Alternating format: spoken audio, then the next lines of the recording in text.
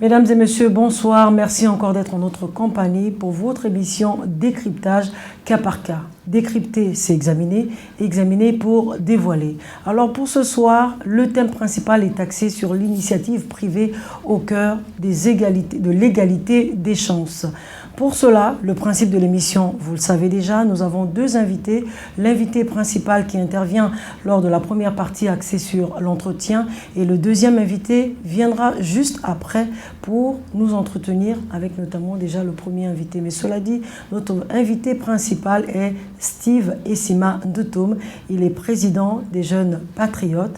Et le deuxième invité, donc le contradicteur, est Elsa Boukandou. Elle est présidente du mouvement des jeunes UPGistes. Cela dit, nous ne sommes pas encore là. Nous recevons tout de suite notre premier invité, Steve Essima Ndotoum.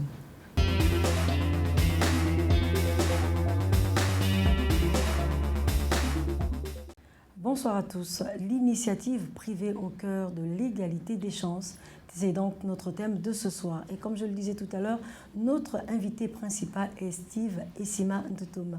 Bonsoir Monsieur Essima Ndotoum. Bonsoir Madame Lydie. Merci encore d'avoir accepté notre invitation. C'est moi qui vous remercie. Alors je le disais tout à l'heure au sommaire de cette émission, vous êtes président de la Convention nationale des jeunes patriotes, ancien candidat également aux élections locales de 2013, notamment dans le premier arrondissement de la commune de Libreville. Et vous avez un master en philosophie politique. C'est bien cela? Oui, autre chose à ajouter? Modestement, c'est ça ma modeste personne. Alors, vous n'enlevez rien, vous gardez ce que nous avions dit tout à l'heure. Ouais. Alors, notre deuxième invité, Elsa Boukandou, qui est présidente du mouvement des jeunes UPGistes, nous rejoindra tout à l'heure.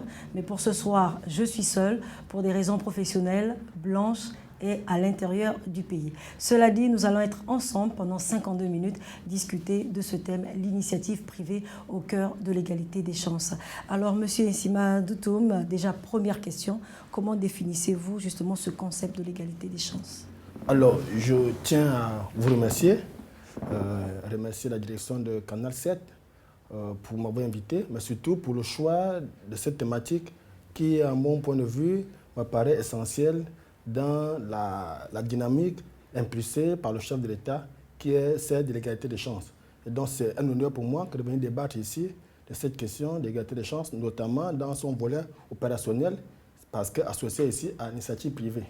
Alors, cette thématique me donne l'occasion d'emblée de dire qu'on entend ça et là des critiques sur l'idée que l'égalité des chances serait une vue de l'esprit. Voilà, à partir de cette thématique, nous allons démontrer certainement le caractère opérationnel ou la perspective opérationnelle de ce concept d'égalité des chances. Alors, comment se définit-il? Le chef de l'État lui-même l'a clairement défini. Je ne peux pas être plus maître que lui-même. Je veux essayer de donner, sur la base de ce qu'il nous a donné comme élément de définition, dire que l'égalité des chances repose sur un principe simple qui est le principe de justice sociale. Et la justice sociale veut donc que chaque citoyen soit traité de façon égale et équitable. L'égalité des chances, c'est donc la possibilité qu'a tout un chacun d'acquérir, d'accéder et même de revendiquer le patrimoine commun qui est l'État. L'égalité des chances, c'est la possibilité qu'on donne à tout un chacun de pouvoir prétendre à une ascension sociale de quelque ordre que ça puisse paraître. L'égalité des chances, c'est dans l'esprit du chef de l'État, la possibilité que les Gabonais doivent avoir dans l'idée de prétendre à quelque chose de meilleur.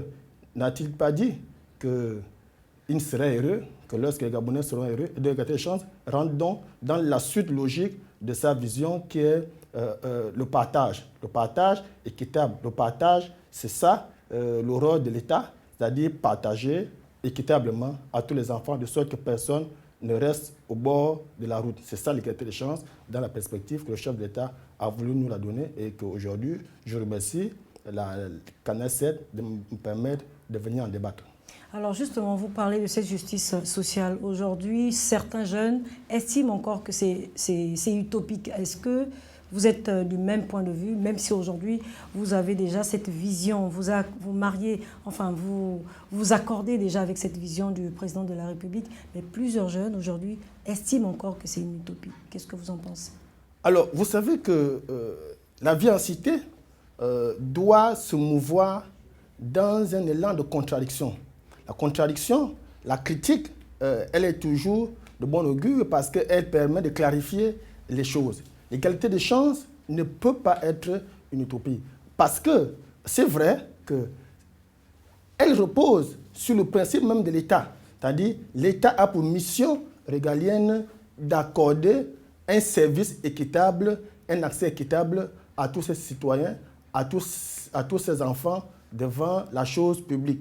Et donc, par ce simple principe étatique, l'égalité des chances ne peut pas être utopique. Parce que sinon, c'est renier le fondement même de l'État qui est celui d'accorder des privilèges communs, c'est celui d'accorder une aspiration commune, celui d'accorder des prétentions communes à tous ses enfants. Et donc, c'est un principe régalien de l'État que personne ne peut remettre en question. Maintenant, un principe régalien de l'État, c'est vrai, c'est l'esprit, mais le chef de l'État a voulu donner corps à ce principe régalien de l'État en lui donnant une vision claire. Et ici, lorsque nous voyons depuis 2009 tout ce qui a été fait par Ali Bongo Ondimba, on se rend bien compte qu'aujourd'hui, il est le mieux placé de parler au Gabon de l'égalité des chances. Parce que lorsque la GNAM-GS est dynamisée, aujourd'hui, on a plus de 600 000 Gabonais enroulés à la GNAM-GS, c'est pour permettre à tous les Gabonais, même ceux qui sont issus des milieux défavorables, d'accéder aux soins. C'est cela aussi l'égalité des chances. Lorsque moi, madame, j'ai été étudiant avant Ali Bongo, j'ai été étudiant sous Ali Bongo, j'ai vu les avantages que le régime Ali Bongo a donné aux étudiants. Parce que moi, madame, j'ai bénéficié de la bourse à hauteur de 66 000. Et lorsque j'étais en terminale, je devais remplir 2 critères, à savoir... Nous reviendrons peut-être là-dessus. Vous parlez justement, nous revenons sur l'égalité des chances. Aujourd'hui, comme vous dites, vous avez donné justement des explications pour ces jeunes-là qui ne croient pas encore à cette idée de l'égalité des chances. Mais vous, en tant que jeune, est-ce que vous avez des campagnes de sensibilisation pour essayer de faire comprendre justement à la jeunesse ce concept? Oui, nous avons une campagne de sensibilisation. D'ailleurs, le choix opportun de cette thématique m'en donne l'occasion. Parce que l'égalité des chances, ici, par cette thématique, passe par l'initiative privée. Ça veut dire que le président Ali Bongo a pris soin de dire aux Gabonais que la fonction publique ne peut plus embaucher tout le monde parce que l'État ne peut pas continuer de se grandir infiniment et qu'il est temps que les Gabonais se tournent vers des petits métiers. Il est temps que les Gabonais se tournent vers des formations, n'est-ce pas, qui permettent à ces derniers d'auto-entreprendre. C'est cela le discours officiel qui est donné depuis 2009. Et je trouve ça courageux parce qu'aujourd'hui, les jeunes Gabonais qui ont compris ce message commencent à entreprendre et aujourd'hui, c'est une voie royale pour prétendre lutter contre le chômage. Les résultats ne sont pas encore forcément visibles à grande échelle, mais c'est cela la force des réformes. Parce que ici, ce qui est mis en marche, c'est vraiment un changement de paradigme au niveau du modèle social. Parce que le modèle social gabonais était un modèle social élitiste, un modèle social où l'habitus des classes était tel que l'enfant du riche était toujours prédestiné à réussir. Ali Bongo vous dit que ces habitudes de classe-là doit s'arrêter et que chacun peut prétendre à un mieux-être, quelle que soit sa condition sociale, pourvu qu'il témoigne un peu de mérite dans ce qu'il veut faire. C'est cela le discours. Est-ce que vous pensez aujourd'hui que le climat est assez favorable, notamment pour les affaires, surtout pour les jeunes, concernant l'initiative privée? Bon, madame, moi, je ne suis pas un entrepreneur. Je ne peux pas attester clairement de ce que le climat, mais je sais que les signaux forts... Vous êtes quand même un leader. Les signaux forts sont donnés dans le monde des affaires pour permettre aux jeunes Gabonais entrepreneurs de se densifier dans ce domaine qui, n'est-ce pas, est malheureusement aux mains de nos frères expatriés. Et puis, il y a des structures qui ont été mises en place. Je pense au FNAS, je pense au projet Graines, n'est-ce pas? Ce sont quand même des signaux forts de ce qu'il y a une volonté manifeste d'assainir, n'est-ce pas, les opportunités d'affaires chez les jeunes Gabonais pour que désormais ils deviennent leurs propres patrons et à travers leur propre autonomisation, ils peuvent embaucher d'autres Gabonais et participer à une sorte d'échelle de solidarité qui, in fine, permettra à la nation de lutter efficacement contre la pauvreté que le chef d'État, contre laquelle le chef d'État est allé en guerre. Vous vous souvenez, à l'issue du rapport du cabinet McKinsey, il a dit que la pauvreté, c'est l'ennemi commun des Gabonais. Et voici le mécanisme qu'il met en place pour lutter contre cette pauvreté-là. Et les Gabonais en jugent de par les prouesses qui sont réalisées par ces jeunes-là qui ont compris ce message.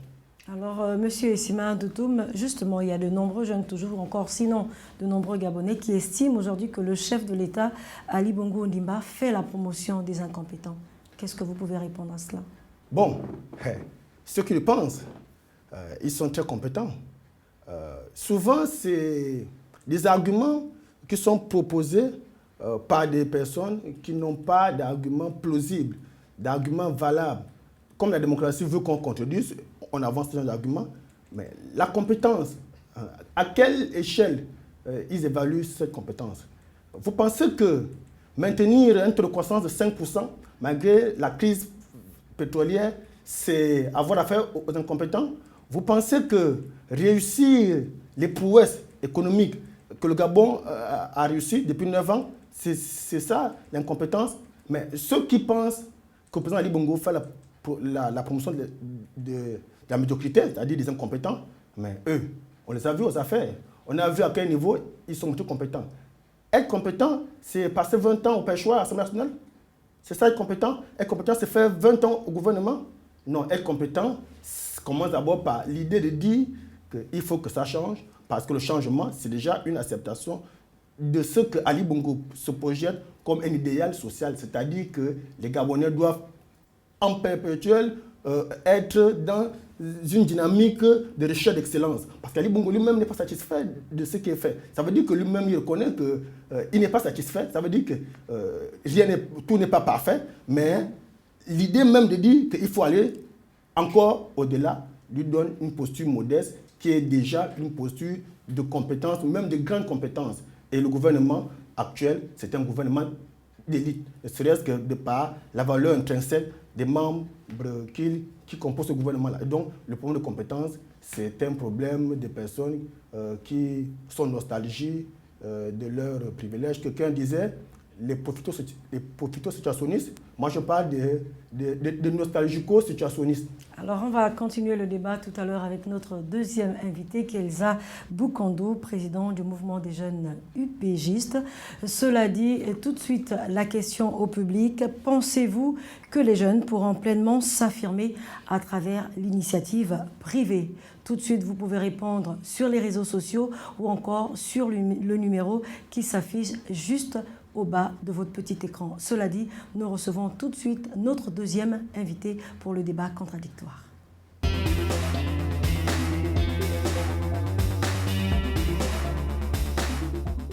Voilà, pour cette deuxième partie consacrée justement au débat, nous recevons notre deuxième invitée qui est Elsa Boukondo. Elle est présidente du mouvement des jeunes UPGistes. Bonsoir. Bonsoir. Merci encore d'avoir accepté notre invitation. C'est moi. Alors, le thème de ce soir, l'initiative privée au cœur de l'égalité des chances. Vous étiez tout à l'heure, vous avez dû écouter notre entretien justement avec M. Stevie Essima Doutoum. C'est déjà revenir sur le concept de l'égalité des chances. Qu'est-ce que vous pensez de ce concept? C'est un concept qui me parle. Il est tellement éloquent pour moi que j'ai coutume de dire qu'il n'a rien à voir avec un slogan de propagande. Mais il a tout à voir avec les valeurs de la République. L'égalité de chance ne doit pas être une aspiration politicienne. Ça doit être une préoccupation républicaine. Pour tout acteur politique, pour tout citoyen, l'égalité des chances, j'ai envie de dire, est fondamentale. Donc ça n'a rien à voir avec un individu qui s'en réclame. Ça n'a rien à voir avec un concept innovant, un concept issu d'une réflexion d'un individu. Mais justement, puisque vous dites que ça vous parle en effet, mais qu'est-ce que ça vous dit à vous personnellement, au lieu que ça soit justement un slogan, comme vous le clamez? Mais en tant que citoyen, qui plus est socialiste d'idéologie, l'égalité des chances est le corollaire de l'égalité des individus dont parle la Constitution gabonaise. On est égaux en tout point. Donc, si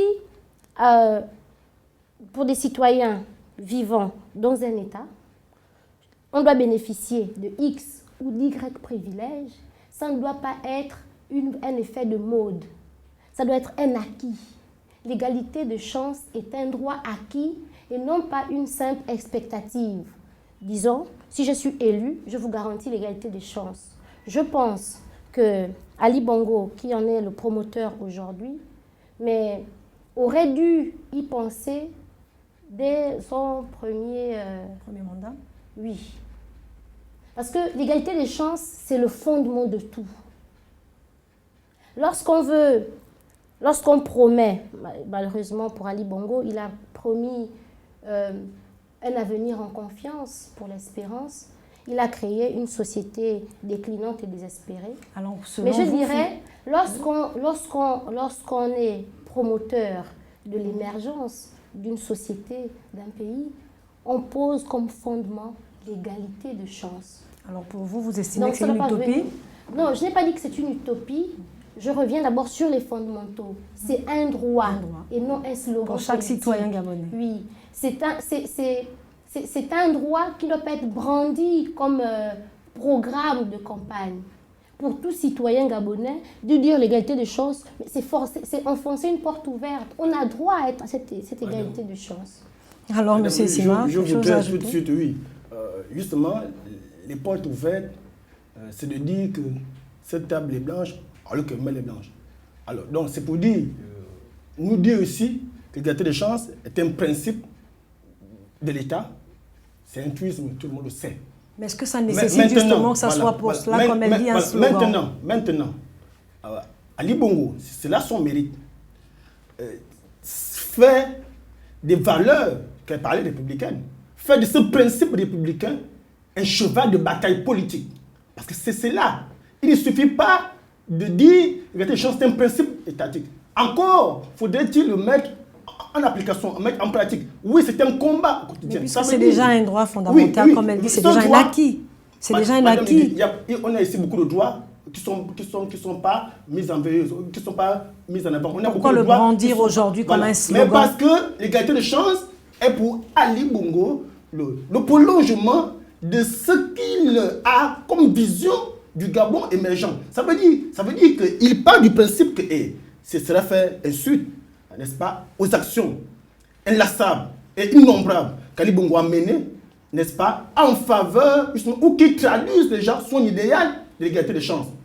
Et cela fait ensuite que de dire qu'il s'est réveillé un matin et a intuitionné ce concept. Non, il ne l'a pas intuitionné.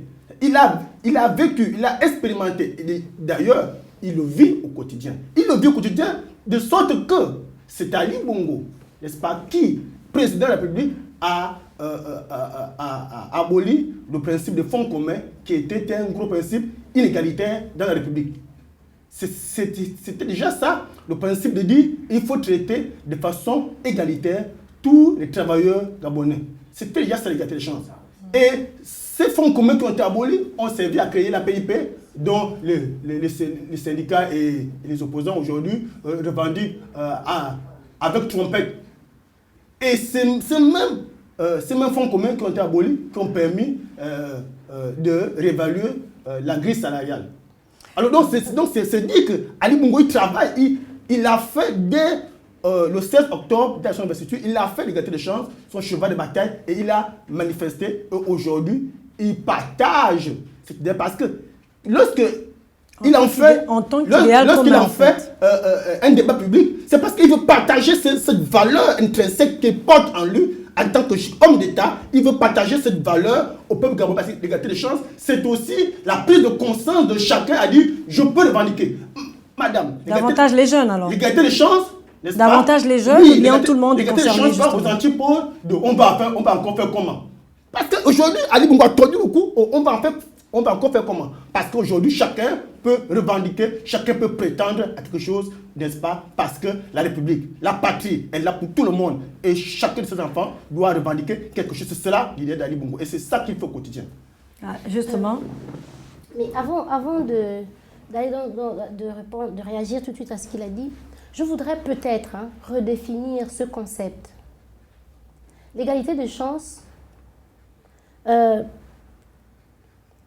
sa définition originelle, qui n'est pas celle politicienne, c'est la possibilité, dans un État dit de droit, le Gabon semble-t-il en est un, la possibilité qu'est donnée dès le départ, non pas à l'arrivée, je pèse mes mots, dès le départ, à chaque citoyen de prétendre à un niveau quelconque de la société. Madame, on l'a dit. La possibilité donnée à chaque citoyen. Après, il faut se dire, entre la théorie et la pratique, bien évidemment, il y a un énorme fossé. Ali Bongo pratique, Je ne voudrais pas sortir du sujet qui est le nôtre. Nous débattons ce soir de l'initiative personnelle, l'initiative privée, oui, au cœur de l'égalité des chances. Au cœur de l'égalité des chances. Parlons-en. N'allons pas dire des choses qui pourraient susciter d'autres débats. Parce que quand on fait allusion à la CNAMGS, je ne vois pas en quoi c'est une initiative privée, mais si c'est pour démontrer l'égalité des chances, là encore, on pourrait trouver des choses à redire. Mais justement, parlons de cette égalité de chances. Qu'est-ce que vous pensez de cela? Est-ce qu'elle est effective, justement, puisque c'est le thème du jour? Elle ne peut pas être effective parce que c'est le projet de 2016. Donc, elle n'est pas encore effective. Parce que quand Ali Bongo fonde son projet de l'élection 2016 sur l'égalité des chances, ça le mérite de renseigner le Gabonais sur une chose au moins. C'est que avant 2016, nous sommes dans l'inégalité de chances. Vous avez dit tout à l'heure que c'est un droit, c'est un acquis déjà fondamental. Est-ce qu'avec cet acquis, on ne peut pas en faire déjà un slogan, comme le fait justement le président Ali Bongo? Un droit acquis qui attend de voir son application. Un droit, une prérogative, mais il faut que les mécanismes soient mis en place pour que le citoyen bénéficiaire de ce droit en jouisse pleinement. C'est pour ça que je disais, il y a un énorme fossé entre la théorie et la pratique. C'est pour ça que je disais, lorsque Ali Bongo en fait son cheval de bataille pour briguer la présidentielle 2016, c'est l'aveu que bien avant ça, nous sommes dans l'inégalité de chance. C'est tout ce que je dis. Maintenant, s'il veut que je réagisse par rapport à la CNAMGS, j'ai juste un exemple à donner. On reviendra là-dessus tout à l'heure. Justement, les mécanismes qu'elle dit qu'il est question de mettre ces mécanismes en place. Est-ce que ces mécanismes existent bel et bien pour parler aujourd'hui de cette égalité des chances? Vous savez, moi je suis coutumier, et les Gabonais avec moi, de cette rhétorique qu'on connaît déjà. Une rhétorique empreinte de nihilisme. On nie tout. On ne voit rien. Rien n'est fait. Ça, c'est une rhétorique que tout le monde connaît. Et heureusement que les Gabonais ont les yeux suffisamment ouverts pour comprendre, n'est-ce pas, Descartes parlait des yeux de la raison, pour comprendre que c'est une rhétorique qui est dépassée. Tu dis, il n'y a rien eu, il n'y a rien n'est fait. Ali Bongo ne parle pas de l'égalité des chances comme un concept, n'est-ce pas, qui sort de son laboratoire de campagne pour 2016. Non. L'égalité des chances, je vous ai dit, je vous ai décliné les axes, n'est-ce pas, les actions qu'Ali Bongo a menées, n'est-ce pas, qui traduisaient déjà, n'est-ce pas, son combat pour l'égalité des chances. C'est Ali Bongo, au pouvoir, et donc comptable de la situation du pays, qui a commis, n'est-ce pas, par l'entremise de la première dame, une enquête sur le niveau de pauvreté au Gabon, par le cabinet McKinsey. C'est courageux de le faire.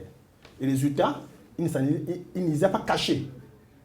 Il a dit aux Gabonais, voici le visage de notre ennemi. C'est la pauvreté.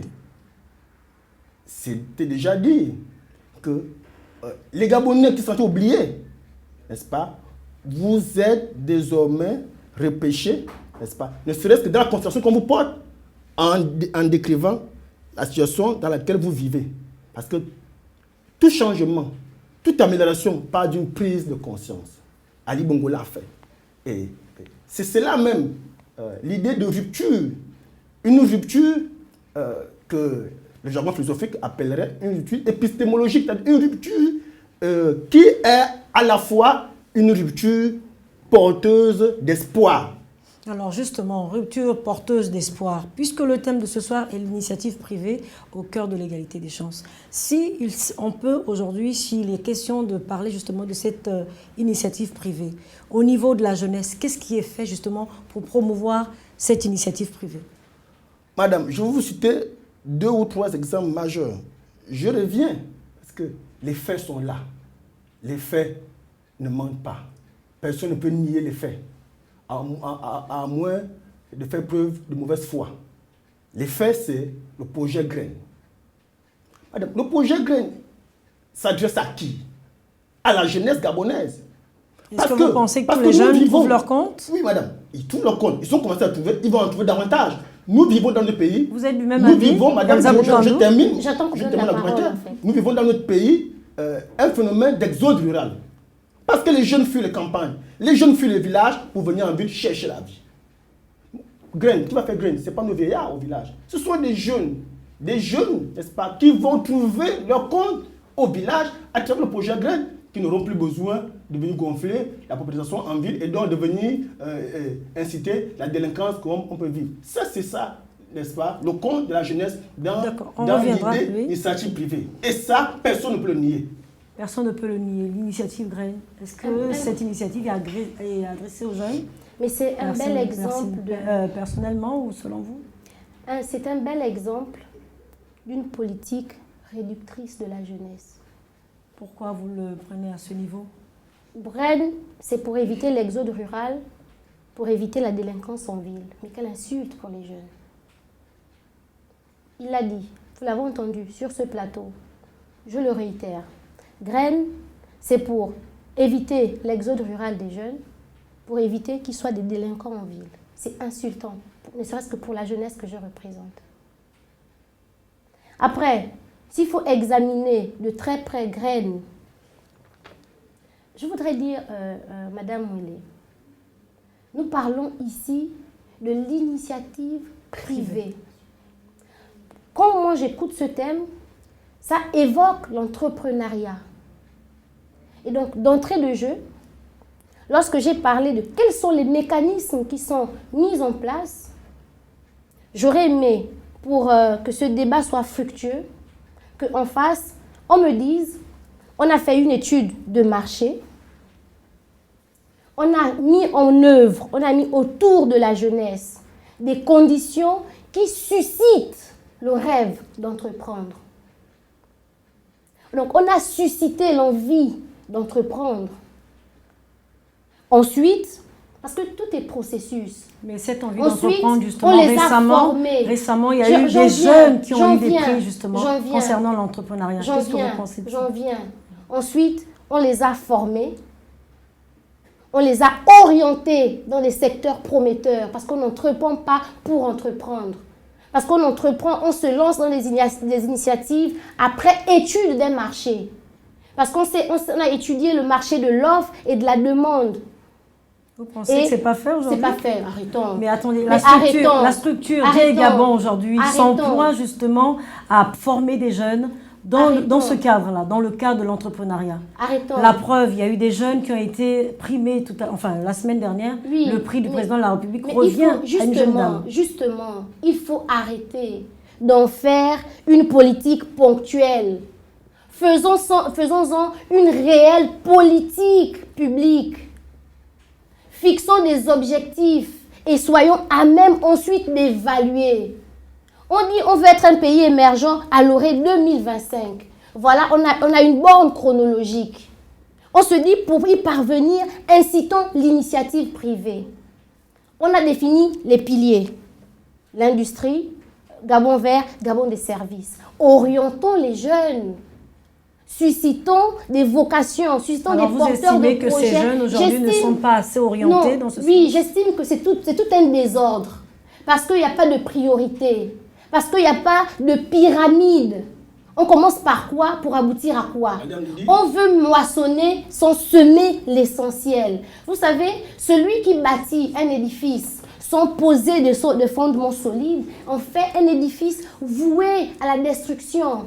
Aujourd'hui, il parle du projet graine. Moi, je suis désolée, le projet graine, les jeunes, qu'est-ce qu'ils font? Ils vont planter. Mais qui sont les bénéficiaires de ça? Est-ce que le projet graine fait de ces jeunes qui vont planter les palmiers, l'olame et les tubercules de je ne sais où, des jeunes qui seront autonomes? Est-ce que le projet graine, c'est l'initiative d'un jeune qui finalement deviendra un chef d'entreprise? Il faut qu'on arrête. On a parlé de l'initiative privée. Laissez-la terminer, s'il vous plaît. Laissez-la terminer. J'ai peut-être mal compris. Qu'elle termine son idée. J'ai peut-être mal compris le sujet, mais j'estime que lorsqu'on parle d'initiative privée, c'est l'incitation à l'entrepreneuriat. Vous avez parlé du prix de l'excellence. Oui, le prix de l'excellence. Mais pour quand? Pour combien de jeunes? Il y a plusieurs jeunes qui ont été Et le prix de l'excellence, quand tout se passe à Libreville, ceux de Mawanda font comment? Il n'y a pas des jeunes qui ont des projets? Il y a des jeunes de l'intérieur qui étaient représentés. Le fameux, c'est pas un monologue, vous avez pris la parole, ça a été un supplice à bien des égards de vous écouter. Je suis restée courtoise jusqu'à la fin, je vous ai laissé terminer. Soyez un peu courtois et laissez-moi terminer. Laissez-la terminer son idée, sinon elle va couper son fil d'idée. Votre langage, je vous le dis, il ne me surprend pas. D'accord? Mais nous, c'est-à-dire quand je dis nous, ceux qui pensent qu'Ali Bongo est la voie qu'il faut au Gabon, on ne verse pas dans des langages aussi orduriers. D'accord? Mais moi je vous dis, Adam, le projet Graine, moi j'insiste parce que... Est-ce qu'il a pour objectif de rendre aujourd'hui le jeune autonome? Écoutez-moi, le projet Graine, moi j'insiste. Et à quel ma niveau? contradictrice, elle est déléguée de l'UPG. Je suis la présidente du mouvement des jeunes UPG, c'est très cher. Ma question, quel UPG? Boukani Ouangou, c'est le président de l'Université gabonais. D'accord. Allez-y. Alors, parce que le projet Graine est piloté par l'UPG. Parce que le ministre d'État en charge d'agriculture, et donc qui est le coordinateur du projet Graine, certainement c'est M. Mbumba Nzingi, qui est le président de l'UPG. Le ministre actuel de l'agriculture. Voilà. Et donc, voici l'esprit, la grandeur d'esprit d'Ali Bongo Ondimba. Il dit que pour un projet aussi essentiel, il faut faire appel aux forces vives de la nation, y compris l'UPG aujourd'hui qu'on nous présente sous une forme déplumée. Mais non, nous, ça ne va pas nous distraire. Lorsque je disais que Graine empêche, entre autres, l'exode rural, madame, le nier, c'est de dire qu'on est vraiment là dans la logique que le Gabonais découvre au quotidien, où on dit A, on semble attendre C, et on interprète ça. Est-ce que les jeunes sont plus autonomes à travers ce projet, madame, justement? Le projet Graine, d'ailleurs, l'esprit d'Ali Bongo, n'est-ce pas? Oui, Graine est parti d'une volonté étatique. Mais l'esprit d'Ali Bongo, c'est de personnaliser l'esprit Graine. C'est ça l'esprit d'Ali Bongo. Il faut que l'esprit Graine soit personnalisé. Il faut que chacun s'approprie l'esprit Graine et que chacun entreprenne pour le travail de la terre. Est-ce qu'aujourd'hui, justement, sur le plan pratique, est-ce que ça suit? Madame, moi, dans mon village, il y a un jeune qui est étudiant en 4e année dans une école supérieure, n'est-ce pas, qui a là-bas près de 200-300 hectares où il cultive ses ananas et ses tomates. C'est un jeune. Et comme ça, on peut en citer davantage. C'est ça le succès, la victoire d'Ali Bongo. C'est de personnaliser, que chacun imprègne l'esprit Graine. Oui, d'accord, on dira que ça vient d'en haut, mais oui, ça vient d'en haut, il faut que ça vienne de quelque part. Parce que Ali Bongo a pris conscience qu'il est temps, c'est ça qui est mis en question, qu'il est temps que l'on change de modèle social. C'est ça. Il n'est plus temps que des gens viennent se prévaloir n'est-ce pas, parce que je suis juriste, il n'y a que moi qui dois diriger, par exemple, l'UPG, au point de trouver les superficies juridiques pour contrer la dynamique des autres. C'est cela dont on assiste. Non, nous on n'est pas dans ce débat, on est là dans un débat qui construit pour le Gabon. Le débat qui construit, c'est le débat qui amène les Gabonais, surtout les jeunes, à comprendre. Et c'est cela, moi madame, si je soutiens Ali Bongo aujourd'hui, parce que Ali Bongo m'a séduit par son discours franc. Il dit aux jeunes que la fonction publique ne peut plus embaucher tout le monde. Ok, la fonction publique ne peut plus... Et donc les programmes, et aujourd'hui, depuis 2009... Monsieur Issima Toutoum. Madame Elsa Boukandou, il vient justement de parler qu'il est question aujourd'hui de s'approprier le programme Graines. Vous allez en contradiction de ces propos. Pour vous, le programme Graines ne rend pas les jeunes aujourd'hui autonomes. Pourquoi vous appesantissez-vous sur ça? Madame Ouélé, je suis amusée. Pourquoi? Parce que, heureusement que vous êtes là, je compte sur vous pour nous ramener à l'objet de notre débat. L'initiative privée. L'initiative privée au cœur de l'égalité de chance. En faisant allusion au ministre de la Graine, Mathieu Mbumba Nziengi, je vais lui dire une chose. Le gouvernement Ali Bongo, tellement aux abois qu'il voulait à tout prix avoir pour complice de son échec un UPGiste, au point de nommer un reliquaire. Sur ce, je n'en dirai pas plus. S'agissant du... Voilà la jeunesse. S'agissant de Graines. Non, madame. Voilà la jeunesse qui insulte copieusement sur un plateau de télévision quelqu'un qui peut être ton grand-père. C'est ça la jeunesse qu'on veut pour le Gabon. Madame, c'est ça les valeurs que vous portez? Je dis et je redis. Voilà les valeurs. Voilà. S'agissant de l'initiative privée ton grand-père au cœur de l'égalité de chance, je pense que c'est un concept louable en lui-même. Parce que je reconnais une chose, et elle est universelle. L'initiative privée est un réel facteur de développement. Mais encore faudrait-il qu'il soit véritablement encadré.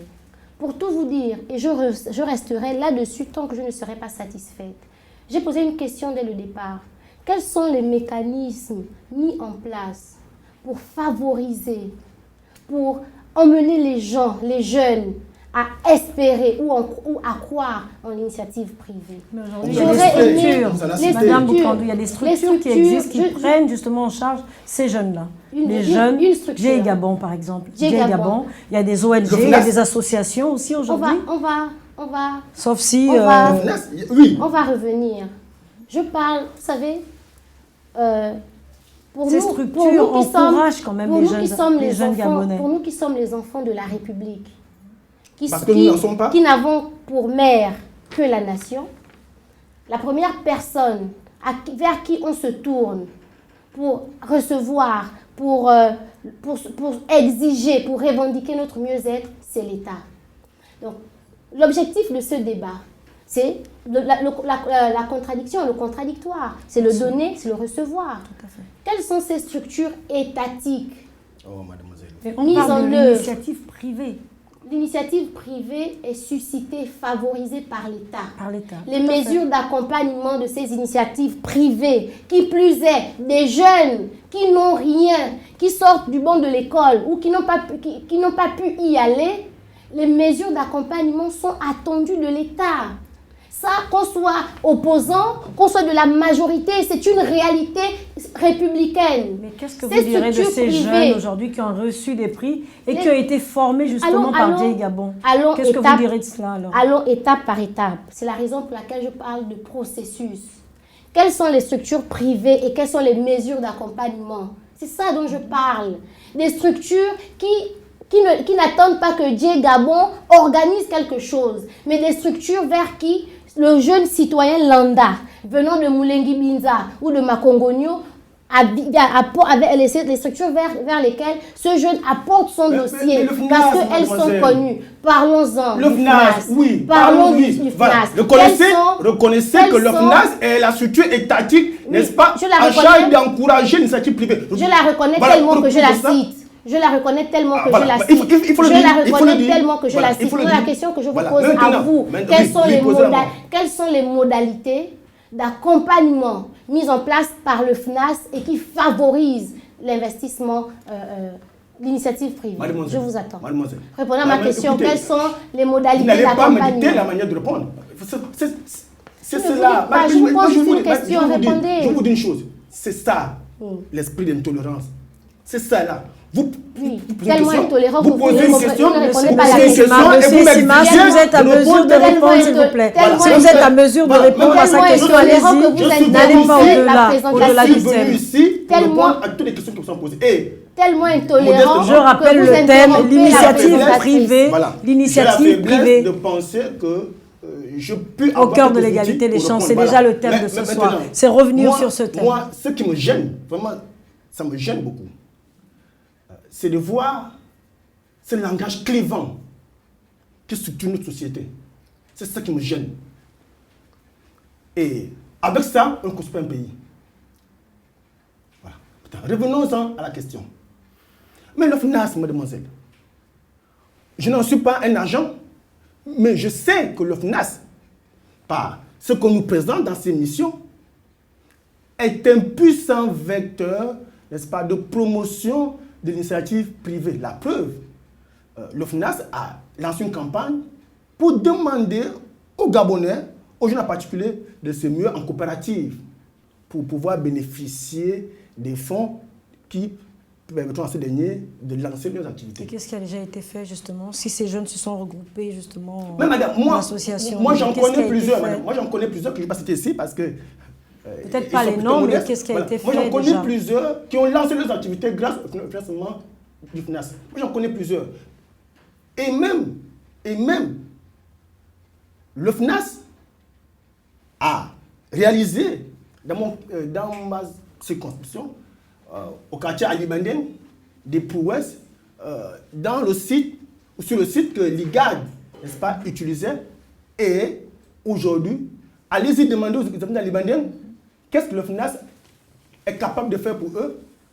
Ils vont vous montrer ce que le FNAS a fait. C'est visible. Allez-y demander. Mais je vous comprends. Vous êtes sous tutelle, dans une posture tutélaire. Oui, et la tutelle vous recommande de nier tout. Parce que la tutelle vous dit que battez-vous contre Mbouba Nzengi, battez-vous contre Ali, battez-vous contre tout le monde, parce que vous êtes seul au monde. Voilà ce que vous dit votre tutelle. Mais ces gens-là, le Gabon n'en a plus besoin. Le Gabon a besoin des gens qui convergent et dont le seul principe, dont le seul intérêt est le sort du Gabon. Alors les gens qui vous commandent de venir insulter copieusement quelqu'un qui peut être votre grand-père, on n'en a pas besoin. Et parce que nous, à la majorité, on insulte personne. Monsieur Sima Toutou, et c'est bien, nous sommes là pour le thème. Et c'est bien qu'à l'UPG, ils s'insultent et nous regardent, on habite, on dit, voici les gens qui veulent. Et Gabon, nous n'en sommes pas là, monsieur Sima Toutou. Alors, juste, oui, vous avez quelque chose à ajouter là-dessus? Madame Ouélé, vous savez, un philosophe a dit, la façon dont quelqu'un voit les choses est le reflet de ce qu'il fait. Il parle très bien de la tutelle, que je comprends aisément sous quelle tutelle il est. Par ailleurs, s'agissant de Mbouba Nzengi, il dit que j'ai insulté. Vous l'avez insulté, mademoiselle. Reconnaissez-le moins. Je me dis, ce n'est pas la situation de Mbouba Nzengi comme ministre de la Graine qui vous empêche de répondre à ma question. Non, madame. Moi j'attends, je suis heurté. Je suis posé une question. Je n'ai pas insulté. Je vous ai dit. J'ai posé une question et vous me laissez répondre. Non, je réponds. Sa question, il a répondu un peu, je pense. Je suis heurté de voir combien de fois notre jeunesse est capable d'insulter. S'il vous plaît, monsieur Sima. C'est ça qui me heurte. Monsieur Sima, par mon éducation, je n'ai pas reçu ça par mon éducation. S'il vous plaît. Madame Ouélé, avec tout le respect que je vous en prie, je voudrais que vous redéfinissiez pour moi la règle ou la méthode de prise de parole. C'est vous qui la distribuez ou c'est un débat contradictoire en fait. C'est un débat contradictoire. On peut l'apprendre. C'est un débat contradictoire, mais toutefois il y a une discipline qui régit. Parce que moi, je m'abstiens de parler. Non, je vous en prie, allez-y. Me disant que j'aurai mon temps de parole. Allez-y, s'il vous plaît. C'est un débat contradictoire. J'écoute votre question. Oui. Vous posiez une question. On parlait justement de la structure qui aujourd'hui finance ces jeunes-là dans l'initiative privée. Il vous a cité justement un exemple. Vous, est-ce que vous connaissez déjà cette structure? Je connais très bien cette structure. Mais justement, avec ces exemples, Oui, vous savez, il faut qu'on arrête ces discours persuasifs de la politique politicienne. C'est vous qui en faites. Il parle du FNAS. Et c'est quoi? Après, ça peut s'expliquer. L'initiative privée au Gabon se réduit à l'agriculture. Non, non. Pas seulement Le FNAS ne l'agriculture, finance pas pas seulement l'agriculture, s'il vous plaît. l'agriculture. Il parle Voilà. de ce Il l'a que... évoqué tout à l'heure, pas seulement l'agriculture. À titre personnel, je suis allée regarder ce qui s'est fait au FNAS. Il a au moins le mérite de reconnaître que le FNAS finance à 90%, même 98% les coopératives qui font dans l'agriculture. Pas uniquement. Et pour tout vous Pas dire, uniquement. l'agriculture et l'élevage, c'est des domaines qui sont convergents. C'est déjà Et un pour tout début. vous dire, il ne s'agit pas de l'initiative privée chez les jeunes. C'est des groupes de femmes. Et des jeunes. C'est des groupes Et de des femmes jeunes, en et des majorité. jeunes, et des jeunes, non, non. Et des jeunes. C'est des groupes de femmes Oh là là. en majorité. Et des jeunes. Et S'il après, vous plaît, vous avez parlé, elle ne vous a pas Et interrompu. après- Laissez-lui après- terminer. j'espère qu'il va revoir l'émission et qu'il va se dire qu'à bien des égards, lorsqu'on lui parle du FNAS, il dit « Je ne suis pas un agent, mais à ce qu'on nous présente ». Oui. Ça prouve, Non, moi je suis ça honnête, prouve- je dis. ça prouve non, je suis que- honnête de dire, je suis pas ça agent, je prouve suis pas qu'il agent. parle d'une structure dont il ne connaît même pas le fonctionnement. Je ne suis pas un Et agent. après, il donne des arguments qu'il voudrait qu'on prenne de façon Oui, parce péremptoire. que j'ai vu. Alors qu'il dit en j'ai amont, vu.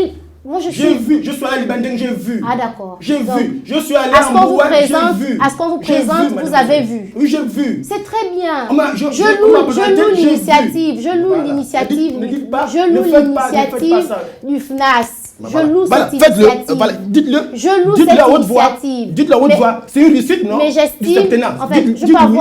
avoir la voix aussi haute que la vôtre, mais Dites si vous que ne me laissez c'est pas une parler, réussite du elle ne septennat. sera pas audible. Si vous ne me laissez pas parler, personne n'entendra ce que je dis. Tout le monde a Même entendu si je comment me vous mettais à avez chanter insulté un mon peu monsieur. loin. Monsieur Ah, Sima, vous monsieur n'avez Sima retenu que Toutoum. ça de notre Oui. échange Oui. Vous n'avez Monsieur retenu que Sima, ça S'il vous j'ai plaît, tenu cette poursuivez, posture. poursuivez.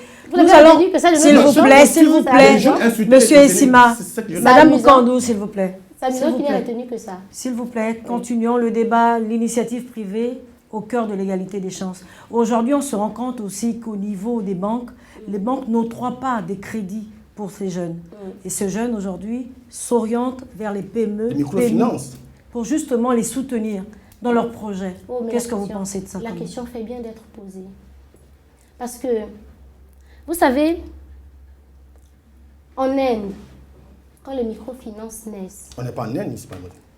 c'est justement pour pallier à ce dont vous avez parlé, des banques qui, ne faisant pas suffisamment confiance aux porteurs de nouveaux projets, refusent de les financer.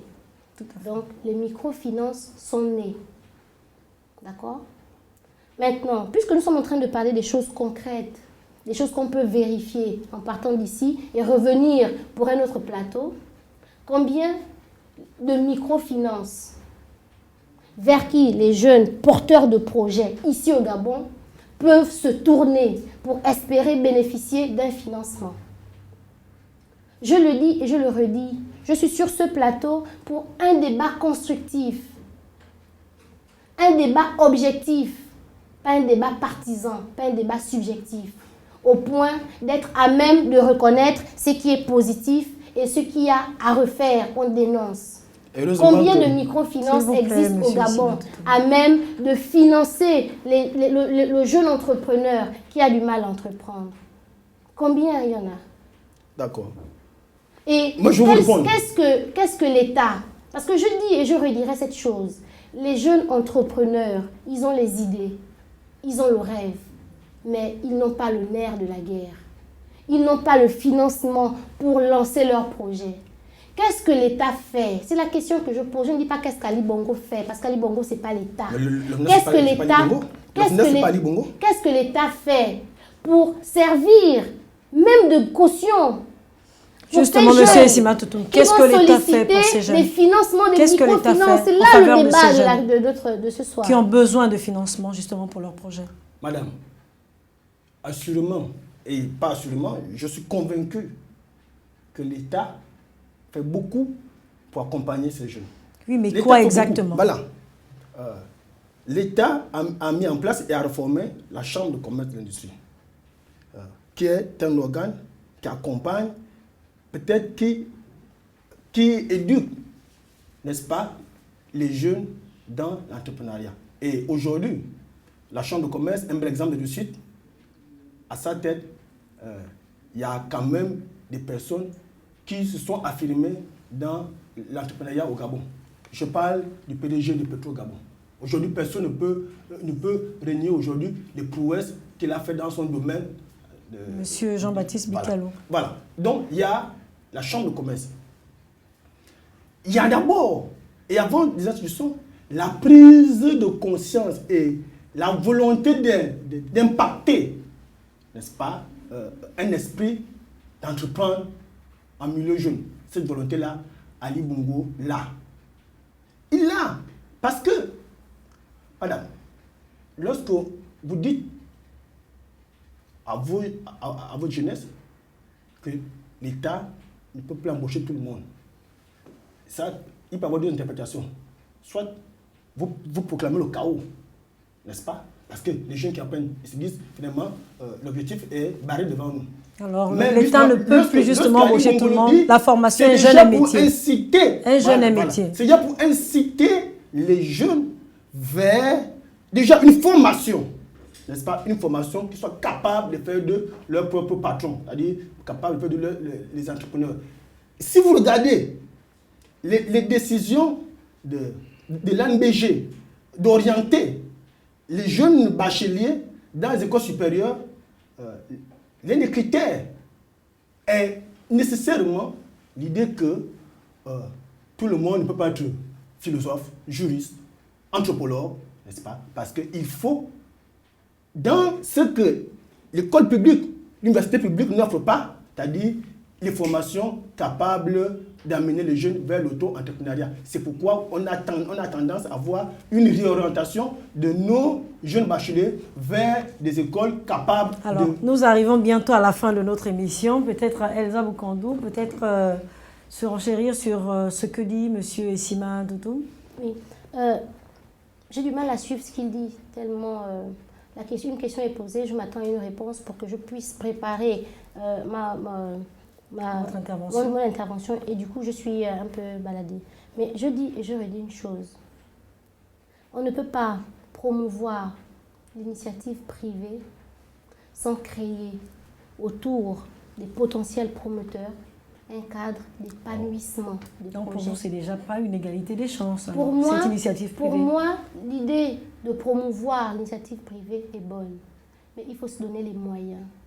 Comment comprendre qu'au Gabon, le seul centre de formation pour les jeunes entrepreneurs mis en place par l'État soit l'IST.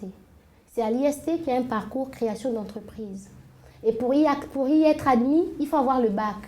Donc, vous voyez qu'il y a déjà inégalité. Il y a des centres de formation. Ne peut être admis là-bas et suivre la formation de création d'entreprise que quelqu'un ait eu le bac. Non. Mais je dis, celui qui n'a pas pu aller à l'école, qui est ami Mongo, mais à qui on doit donner, chez qui on doit susciter l'entrepreneuriat. Qu'est-ce que vous en faites? Mais je dis bien. Bon, on arrive déjà à la fin de notre émission. On arrive à la fin de notre émission. On reviendra prochainement sur ce plateau. On est déjà à la fin, justement. Les techniciens nous font signe que nous sommes à l'arrivée nous sommes à la fin de l'émission. Nous vous inviterons, pas du tout, nous vous inviterons pour une nouvelle émission encore. Voilà, mesdames et messieurs, c'est là la fin de notre émission. Nous avions pour invité M. Stevie Essima Toutoum, qui est justement le président des Jeunes Patriotes. Et face à lui, nous avions justement mademoiselle Elsa Boukandou, présidente du mouvement des jeunes UPGistes. Voilà, merci encore d'avoir accepté notre invitation. Cela dit, on aura l'occasion justement de revenir sur ce plateau, peut-être pour un autre thème. Vous m'avez laissé sur ma fin. Je vous en prie, nous reviendrons encore pour cette émission ou encore un autre thème. Voilà, c'est la fin de cette émission. Je rappelle juste la question justement pour les réseaux sociaux. Pensez-vous que les jeunes pourront pleinement s'affirmer à travers l'initiative privée? Voilà, tout de suite, vous pouvez répondre à cette question à travers les réseaux sociaux ou encore à travers le numéro qui s'affiche juste au bas de votre petit écran. Merci encore, au revoir et à bientôt.